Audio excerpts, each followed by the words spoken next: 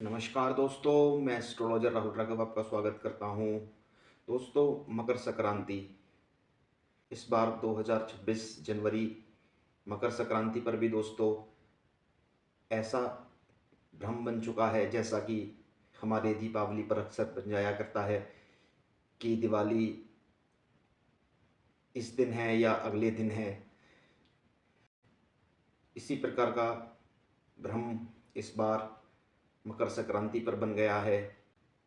भारतवर्ष में कई लोग इसको 14 जनवरी को ही मना रहे हैं तथा कई लोग दोस्तों मकर संक्रांति 15 जनवरी को मना रहे हैं।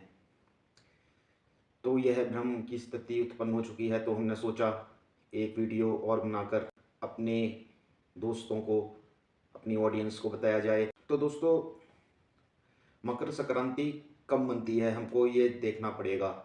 सूर्य जब भी धनु राशि में प्रवेश करते हैं तो उस दिन से खर मास प्रारंभ हो जाता है, और जब वह धनु राशि से निकलकर मकर राशि में प्रवेश करते हैं उस दिन खर मास खत्म हो जाता है।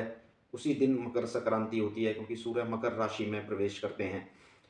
तो इस बार दोस्तों सूर्य जो मकर राशि में प्रवेश कर रहे हैं वह 14 जनवरी को ही कर रहे हैं, लेकिन उनके मकर राशि में प्रवेश करने का जो समय है वह है 2:50 दोपहर को।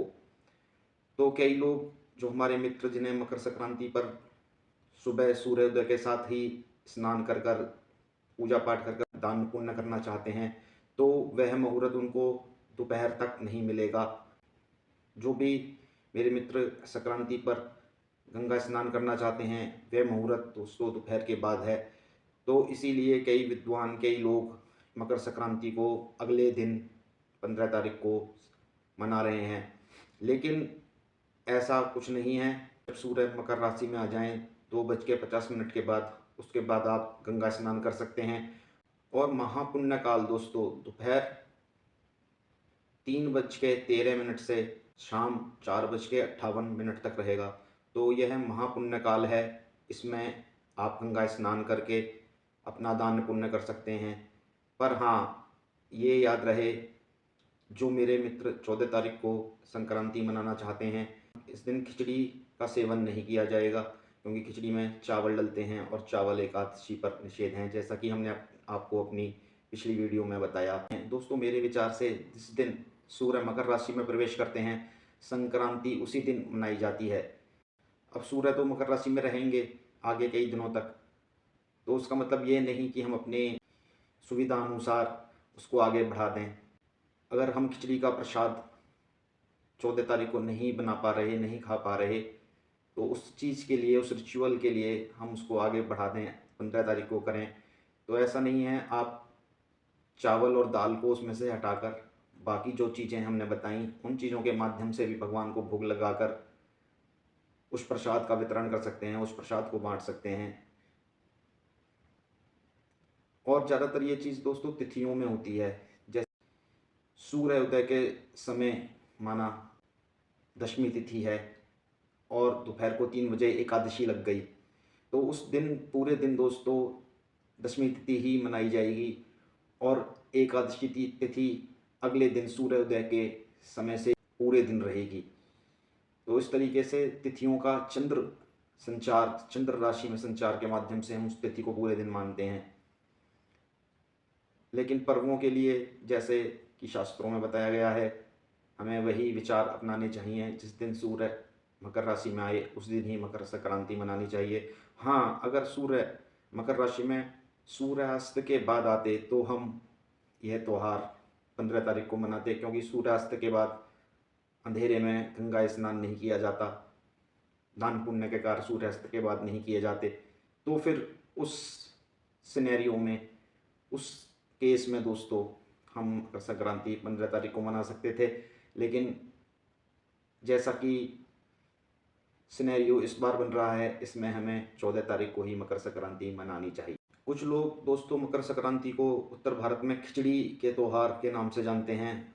विशेषकर इस त्यौहार पर खिचड़ी का ही सेवन किया जाता है। खिचड़ी बनाई जाती है, दाल डालकर, चावल डालकर खिचड़ी बनाई जाती है।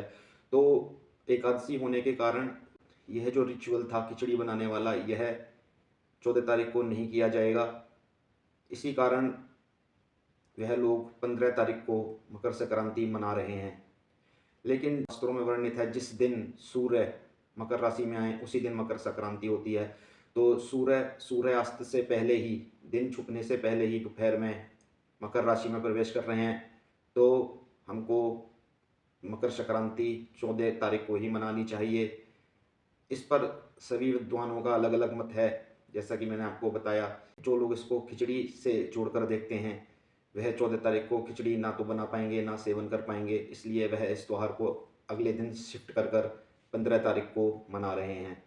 तो दोस्तों अब ये आपके ऊपर है, आप इसको 14 तारीख को मनाना चाहें तो दोपहर 3:13 से 4:58 तक का महापुण्य योग है, उसमें आप स्नान कर पूजा पाठ करके अपना दान पुण्य का कार्य संपन्न कर सकते हैं।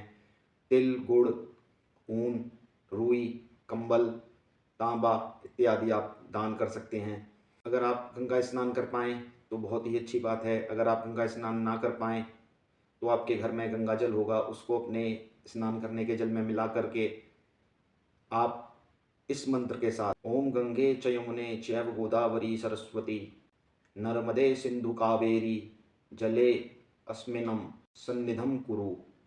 तो इस मंत्र से आप दोस्तों स्नान करके गंगा स्नान का पुण्य प्राप्त कर सकते हैं। और अधिक जानकारी के लिए दोस्तों आप हमारी प्रीवियस वीडियो देख सकते हैं जिसमें हमने मकर संक्रांति की कथा बताई है, कैसे मकर संक्रांति के दिन 60,000 आत्माओं को मुक्ति मिली थी और आपको क्या क्या दान करना है, कैसे पूजा करनी है। तो चलिए, आशा करता हूँ मेरी बनाई गई वीडियो आपको अच्छी लगी होगी और आपको आपके प्रश्नों का उत्तर मिल गया होगा। तो चलिए फिर अपना आप ख्याल रखिए, फिर मिलेंगे किसी ऐसे ही विषय के साथ। और हाँ, अगर आपने हमारा चैनल अभी सब्सक्राइब नहीं किया है तो कृपया से सब्सक्राइब करें। हमारा चैनल ज्योतिष व अध्यात्म के लिए समर्पित है, उसी से संबंधित विषयों की चर्चा हम दोस्तों अपनी वीडियोस में करते हैं। तो फिर मिलते हैं। जय सिया राम, नमो नारायण।